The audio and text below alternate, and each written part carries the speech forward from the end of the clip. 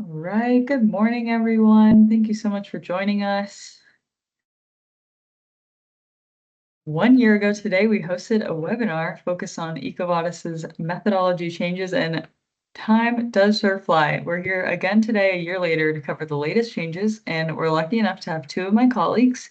And later in the episode, we're hoping to have an EcoVadis expert join us as well. So please take advantage of the Q&A throughout the session today. We'll be pausing throughout for any questions that come up. Please utilize these incredible resources we have here to get your questions answered either throughout or at the end. Before jumping in, we'd like to give you a bit of background on who we are. 3R Sustainability is a full-service sustainability consulting firm that works with a variety of clients from different industries. 3R supports sustainability management systems, climate-related work, including greenhouse gas emissions, measurement, and target setting, support with energy reduction and efficiency within the built environment, and also our assurance services. So if you're needing third-party validation or sustainability-related data assurance, that will be helpful. And pro tip, that does help your EcoVadis score. So if you need us to connect you with our sister company, Sustainability Assurance Services, feel free to send a Q&A or email us at our info account. And this is our fifth webinar of 2025, which is so exciting. We've really been ramping up our program this year, and we're have an exciting array of webinars planned out for the rest of the year. We got one on GRES coming up, SBTI, and more on sustainability reporting. Make sure to sign up for our newsletter and follow us on LinkedIn to keep up to date on our webinars and other insightful information. Today, again, please use that Q&A feature, and we will leave room for questions throughout and at the end. All right, last but certainly not least, our speakers today. I'm going to hand it over to Natalie to introduce herself and go from there. Yeah, hi everyone. Thank you for joining. I'm a senior sustainability consultant at 3R. I've been with the team for about 3 years now, and I've really helped to build out our EcoVadis service line. So I'm very excited to be here today to talk to you guys all about this. And I'll pass it to Callie for a brief introduction. Hello, everybody. Thanks so much for joining us today. My name's Callie. I'm a sustainability consultant with 3R Sustainability, and I primarily support our reporting and strategy department, which also feeds into a lot of the EcoVadis work. So really excited to get into this conversation today. And I think that we were just joined by Natalia. Thanks so much for joining us, Natalia. If you want to go ahead and introduce yourself, I'll hand it over to you.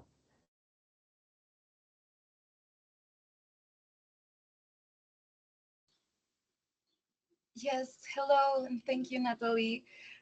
Yes, so my name is Natalia, and I am a senior sustainability analyst and team leader here at EcoVadis. I've been in EcoVadis for around 3 years, and I mainly work on analyzing the sustainability management system of the most complex companies that we see here at EcoVadis, so mainly extra large companies, etc. So yeah, I'm very happy to be here with you, and hopefully I'll be able to help with any questions that you might have. But yes, thank you for having me here. Of course, thanks, Natalia. So our agenda for today is to recap some of the EcoVadis updates from 2024. Like Preston mentioned, our first webinar was hosted a year ago to this month, so it's really exciting to be here a year later with you guys to recap some of those important changes that they made. Then we're going to get into some 2025 developments, some methodology changes that are new this year. After that, we'll discuss some emerging trends in general with the EcoVadis network and some of their tools and resources that they have available. And then at the end, we have a few tips for everybody working on their EcoVadis assessment, and we'll save time at the end for Q&A.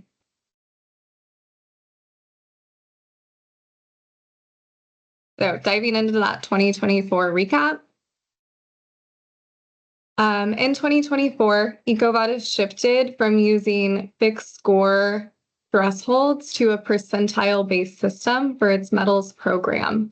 So medals are now awarded to the top 35% of companies across all rated EcoVadis customers.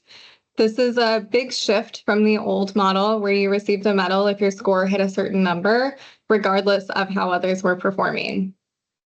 If a company doesn't qualify for a medal, there are 2 new badges to recognize meaningful progress, one for companies that improve significantly year over year, and one for companies that have started the process and shown early engagement.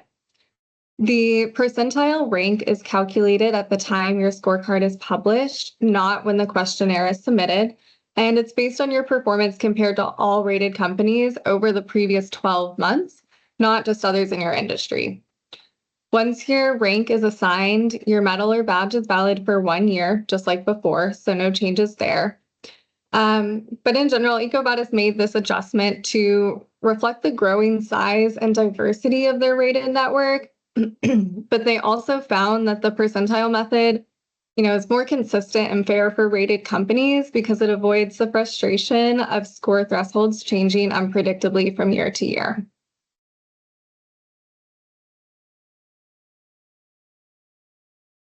In addition to the medal program changes, there are several other updates that we touched on last year and are worth recapping.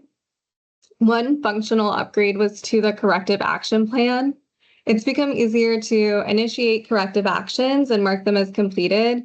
EcoVadis also linked the action plans directly to the relevant questions in the assessment, and it now automatically attaches action plan documents to the questionnaire as well. So these changes make the tool, more seamless and more efficient with the assessment overall. And this is a tool that EcoVadis is continuing to evolve.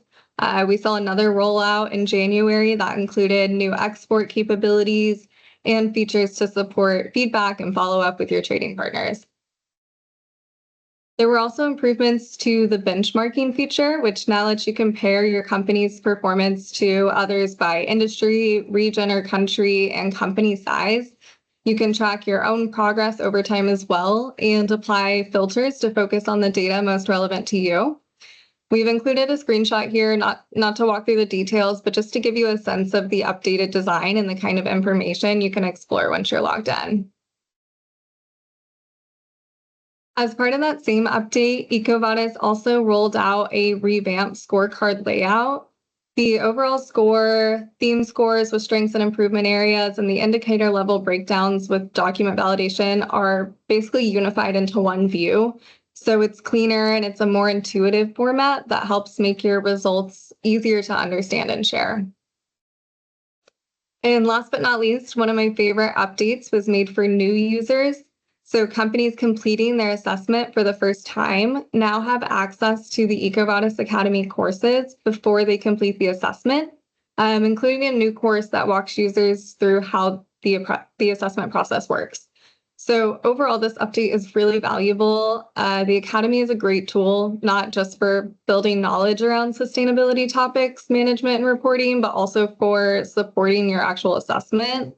In the measures section of the questionnaire, companies are asked whether employees have completed relevant training, and these courses can be used as evidence of that. So you're not only learning, but you're also strengthening your responses.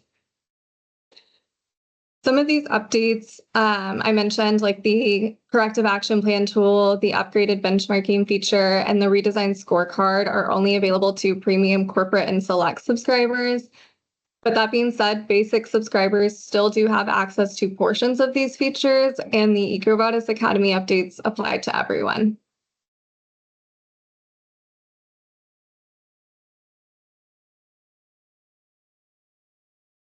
Okay, now getting into some 2025 methodology changes.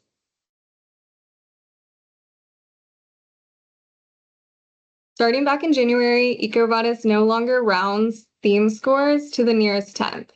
Instead, they'll be displayed exactly as calculated. So for example, a theme score of 48 out of 100 will now show as a 48 rather than being rounded to a 50. This change applies only to theme scores, so the scores for environment, labor and human rights, ethics, and sustainable procurement, not to the overall score, which already uses precise calculations. What's new is that the breakdown you see for each theme will now show the actual unrounded score. EcoVadis used rounding in the past to keep things simple and easier to interpret, especially when sustainability ratings were newer and broader understanding was still developing.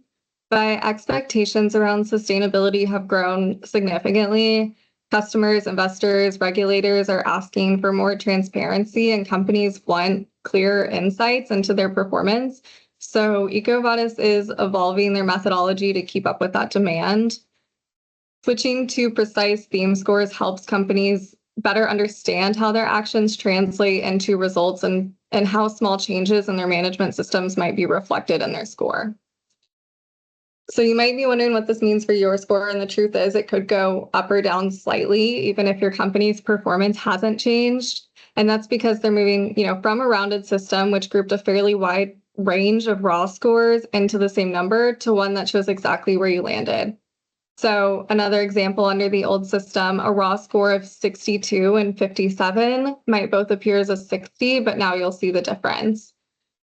That said, based on what we've seen so far, the impact on overall scores tends to be fairly minimal. But at the theme level, you might notice some more visible changes, especially if your company was right on the edge of a higher or lower score before. Overall, we really see this as a positive step forward. It provides greater accuracy. You'll see a more detailed and fair representation of your efforts. You'll see better visibility into improvements. So even small enhancements can show up in your score. It allows you to have more meaningful conversations with stakeholders because you now have a more transparent view of your performance. And it also levels the playing field. So everyone being assessed in 2025 and beyond will be rated using the standard model. So you're not at a disadvantage, like everybody's scorecard is shifting. It's totally understandable that this might feel a little intimidating, especially if you're going into a reassessment and aren't sure how your scores will land. But it's important to remember that this is about clarity, not about penalty. Like I said, everyone is being reevaluated using the same approach. And in the long run, this change is going to give you a more accurate and actionable snapshot of your sustainability performance. And honestly, it just makes more sense. The old rounding method could mask meaningful differences, and this new approach ensures that each action you take has a clear impact on your score, which ultimately makes it easier to show progress over time.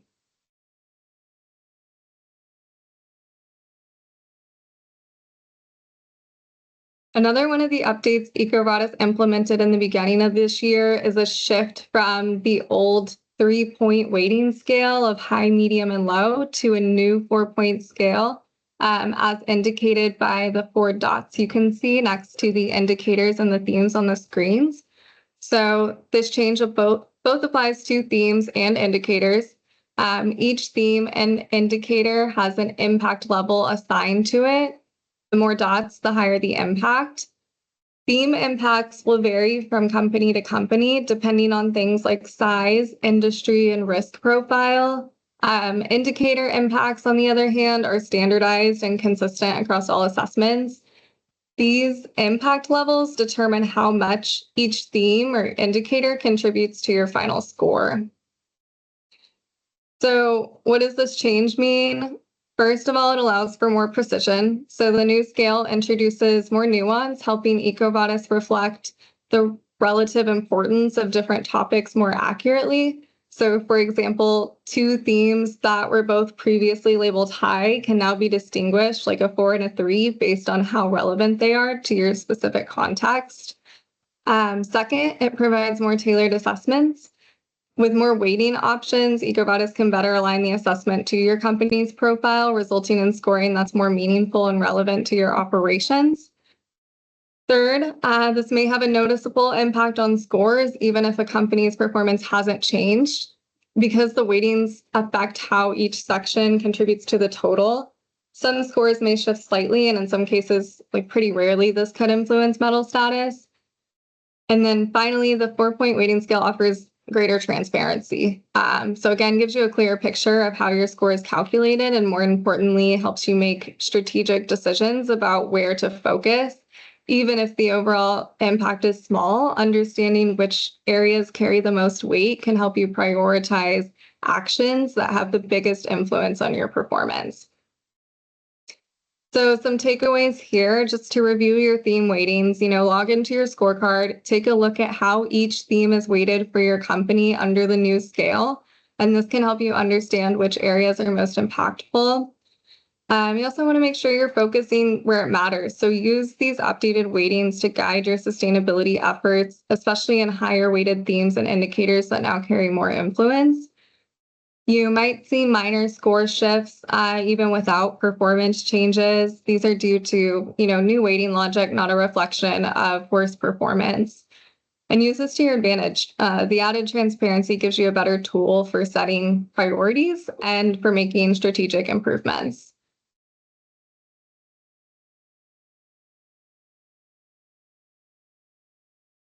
Okay, Callie, I'll pass it off to you to get into EcoVadis trends. Wonderful. Yeah, let's talk about some EcoVadis trends that we're seeing. So as you can see on the bar graph on the left, EcoVadis is growing really rapidly. So assessments more than doubled from 16,000 in 2019 to nearly 38,000 in 2023. And while that 2024 data is not available yet, we do expect a similar trend into 2025 and beyond. So to date, EcoVadis has assessed over 130,000 companies across 220 industries in 180 countries. So there's really broad global coverage, but growth is largely being driven by European companies, which, as you can see in this pie chart, made up half of all 2023 assessments.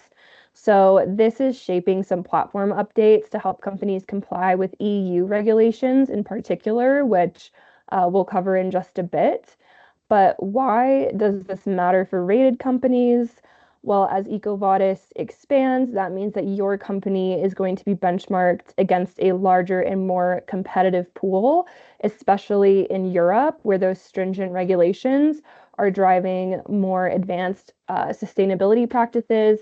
So that really raises the bar for performance and makes it even more important to stay ahead by proactively improving your sustainability efforts. Understanding what requesting companies are prioritizing is really important to improving your sustainability efforts. As of 2024, 33% now link supplier sustainability to financial or contractual incentives. So aligning your EcoVadis submission and sustainability efforts with these priorities is becoming more and more essential. So this chart on the left shows what survey respondents listed as the top ESG issues shaping their sustainable procurement strategy over the next 2 to 3 years. The top issue, which was called out by 70% of respondents, is labor and human rights. So, especially with regulations like the EU's Corporate Sustainability Due Diligence Directive, CSDDD, there's a major push for buyers to focus on workforce practices like fair wages, worker safety, and ethical labor.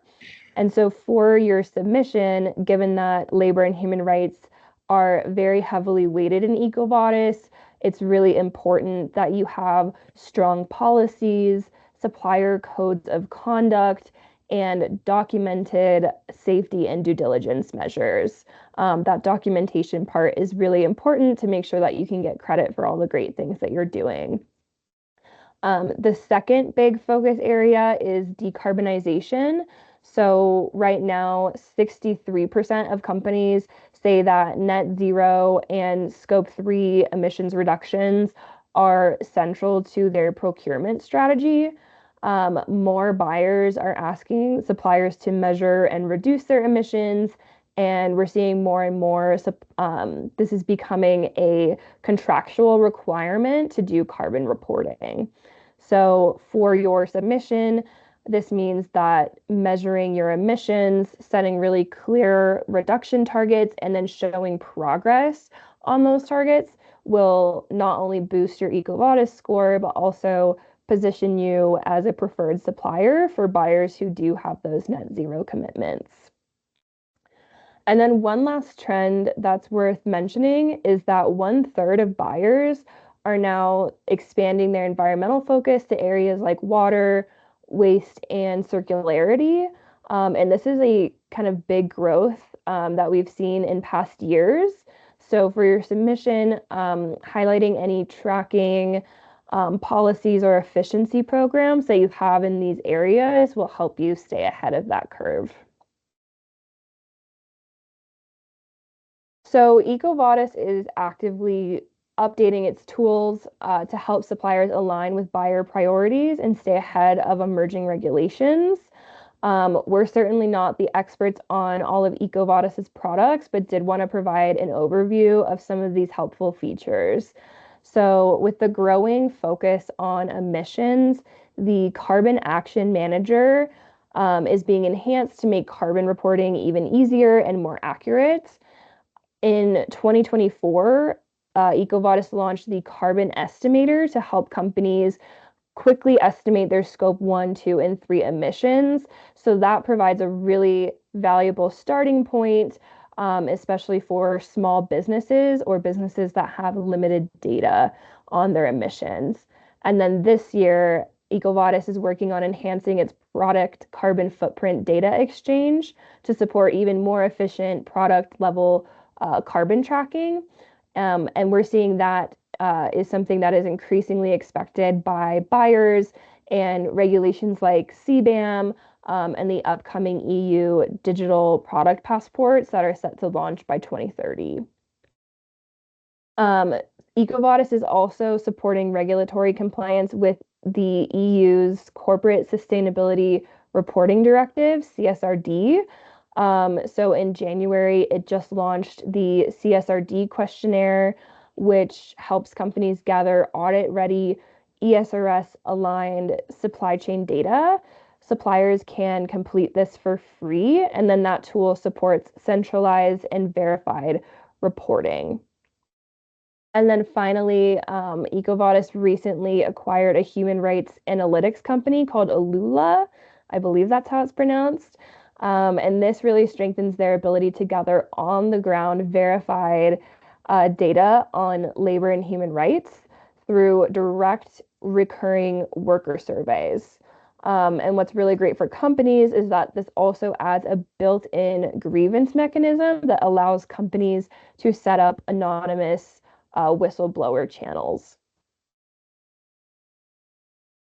So overall, what we're really seeing is that EcoVadis is evolving beyond just a assessment tool into a full due diligence platform.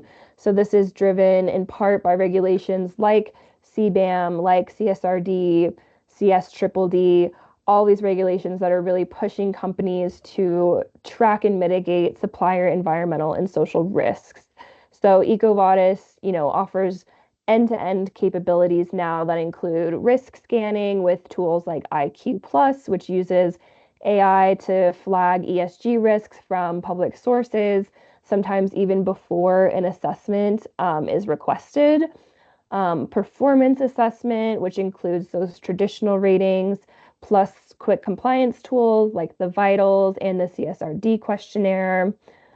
Improvement tracking with scorecards, and also e-learning, which helps suppliers close those ESG gaps over time. Compliance reporting with audit-ready reports that align supplier data with those evolving regulations. And then finally, continuous monitoring with features like the 360 watch, which alerts buyers to risks in real time. So for companies that are submitting to EcoVadis, what this really means is that you're now part of this broader ongoing due diligence process. So it's not just a one-time review. And so to stay competitive, it's really important to keep your ESG disclosures as current as possible and to proactively address any improvement areas that you have. So those are some EcoVadis trends that we're seeing, and I'll pass it back over to Natalie for some final advice. Thanks, Callie. Yeah, so before we move into Q&A, I just want to leave you all with a few parting thoughts. So first off, if you haven't submitted already, our advice is just to get started. Like a lot of companies hold off on responding to EcoVadis requests until they feel confident that they'll do well. But in most cases, customers aren't requiring a specific score or medal yet. They're just asking for participation. So submitting early gives you a chance to have a baseline and a better sense of your areas to improve.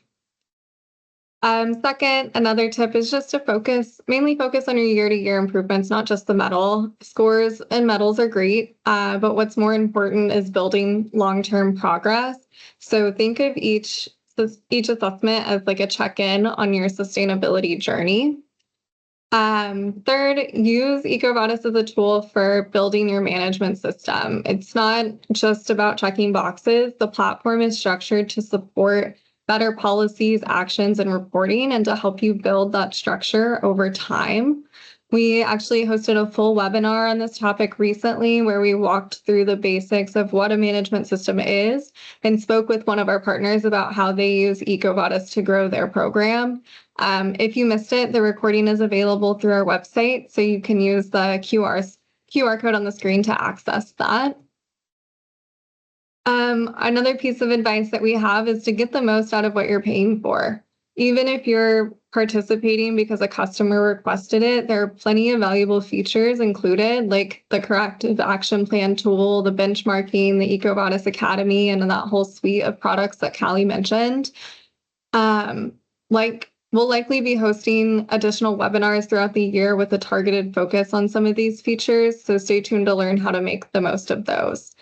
And finally, stay informed. There are two great resources we recommend. One is our own website, which includes links to past and upcoming webinars, our newsletter, service offerings, and a detailed EcoVadis guide that our team put together. And then the other is the official EcoVadis resources page, which has templates, best practices, and case studies. You can use the QR codes on the right to navigate to them. And with that, I'm going to hand it over to Preston to kick off the Q&A. Thanks so much for joining us today. We're excited to hear your questions. Thanks, Natalie. Great job going through it. And just a reminder, everyone, please use the Q&A feature and just take advantage of these resources we have. Someone asked if you know where someone can find more information on CSRD and the questions associated. And Natalie, do you know a good resource for the CSRD? Or Callie, I know you're working on a lot of CSRD projects. Jump on in. Yeah, for sure. Is the question specifically for the CSRD disclosures overall? Or like specifically maybe on we can EcoVadis? talk Okay. about it in general, yeah. Yeah, so for CSRD, there's a lot of great resources online. What I would say is that right now we do have the CSRD omnibus that is pending, which could lead to changes to the actual disclosures as they are published online right now. So you can absolutely look up, the CSRD is based on the ESRS standards. So you can absolutely Google ESRS standards and find a list of those disclosures. I will just say that those are currently subject to change. So would caution just going too deep in the weeds for the time being, because those are subject to not being the same. Question asker did a follow-up and asked about the CSRD questionnaire tool that is involved in EcoVadis. Natalia, do you know anything about that yet or not quite?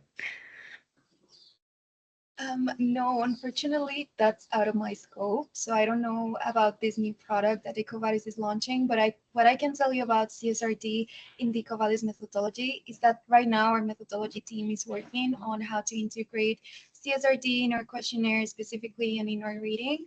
So right now we have a very rough methodology aspect to CSRD. We are recognizing early adopters of this reporting standard. But yes, our team is actively working right now so we can fully integrate this in our methodology and we can recognize companies that are adopting this standard. Thank you. And Natalia, is that available to all suppliers regardless of subscription tier? Or I think that's what I read.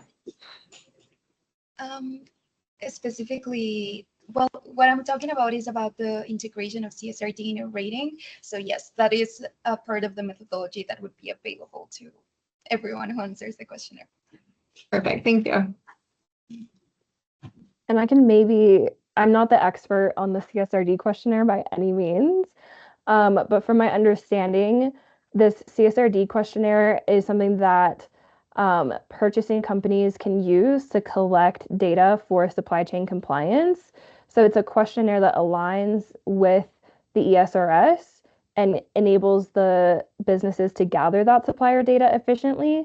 And so there's free access for suppliers to complete that questionnaire. And then those create audit-ready reports based on verified data. And so again, EcoVadis, I think, is likely to adjust this in response to the recent omnibus simplification package proposal, which is reducing the scope and reporting requirements of CSRD and CSDDD as well. But more on that to come, and we can always do a follow-up. Thank you all. Another question came in. Do we have to complete all the new tools, the Vital and the new supplier modules that you mentioned to maintain your EcoVadis medal or status? Yeah, I can jump in here. Not at all. These are all completely optional tools that are designed to help support your compliance and your improvement efforts. So you can choose to use which tools are most relevant and most valuable to your business. Thanks. Someone asked, this is maybe a general question. We might need to know more about your business to answer this well, but for environmental metrics like waste, what could corporations put in place to help with circularity initiatives? Natalie, do you want to talk about what some of our clients do to support their environmental measures section of EcoVadis? Yeah, sure. So product circularity, product end of life, product use, those are all topics that are kind of bubbling to the surface more with our clients. So some initiatives that we see are one, providing, education to users of your products about the different ways that the product can be disposed or reused after the end of its life. But on the front end of that, we're also seeing more resources being put into, research studies or product level studies like LCAs to understand more about the impacts that a company's individual products might have. So that's something that we've started working on recently that's been pretty exciting to learn more about.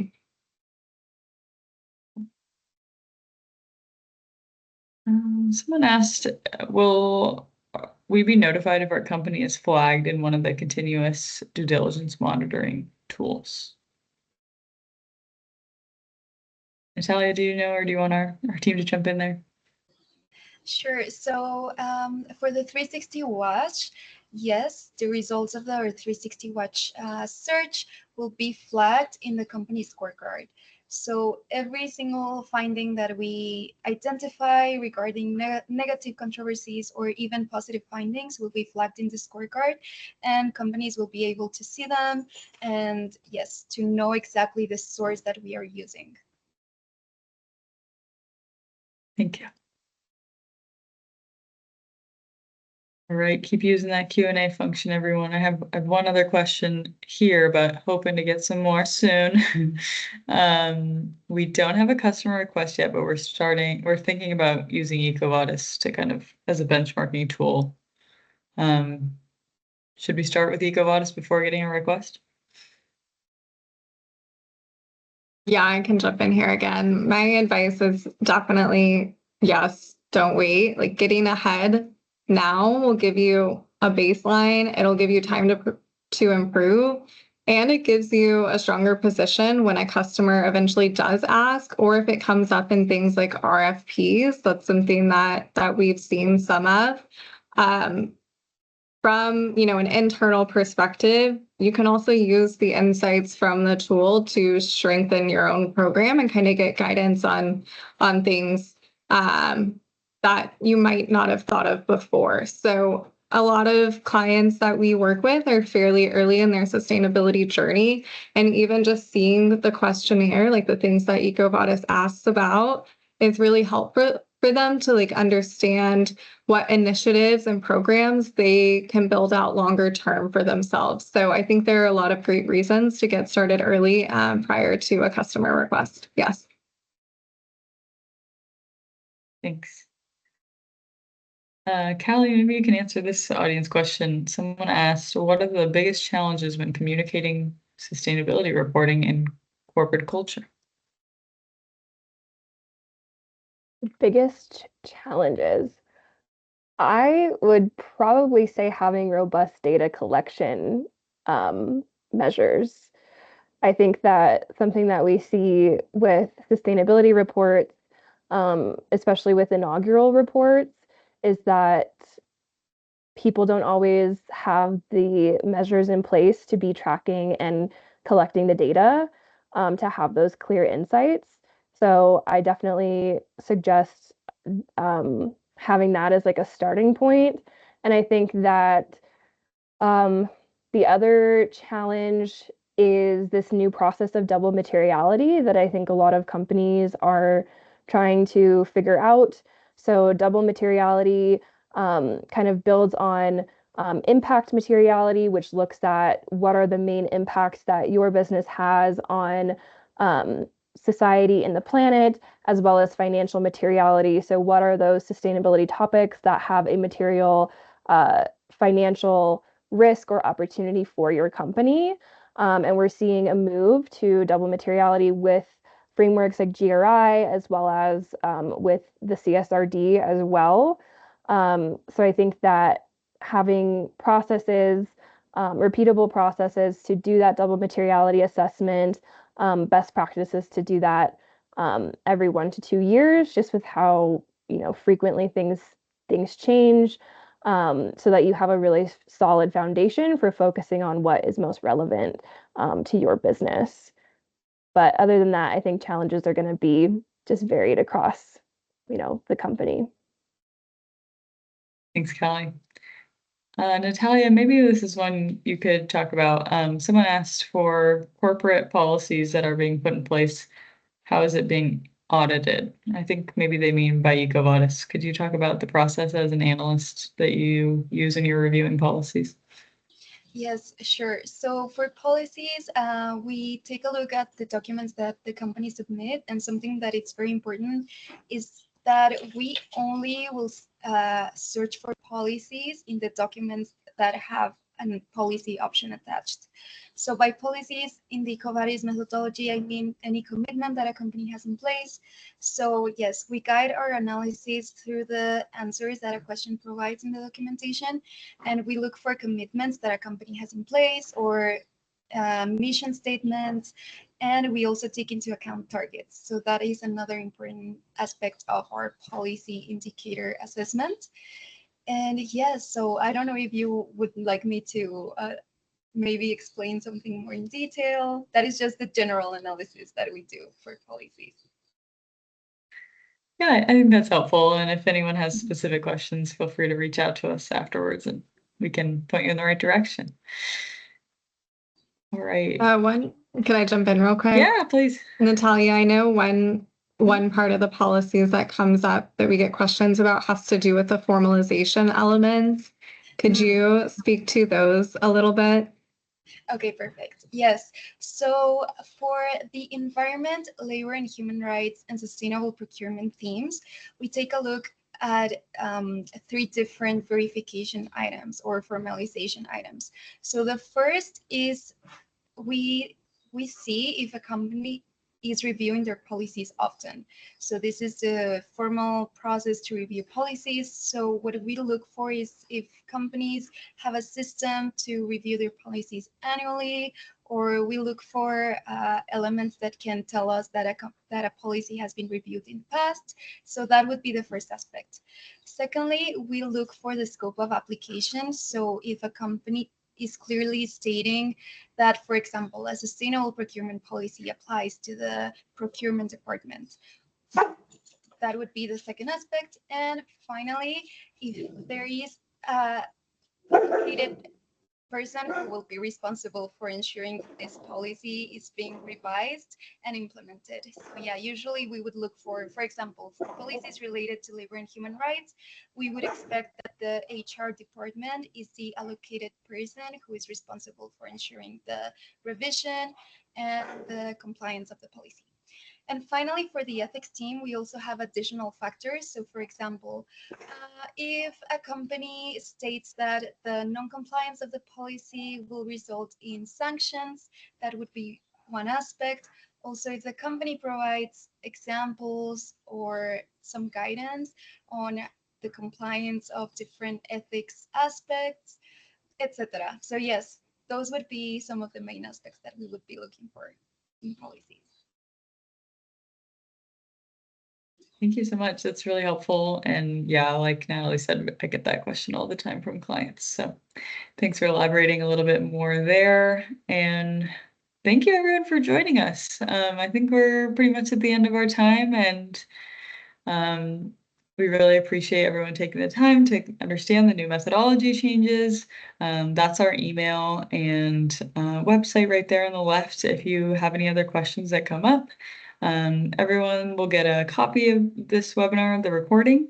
So stay tuned for that in your inbox soon. And thanks again for joining. Thanks, everyone.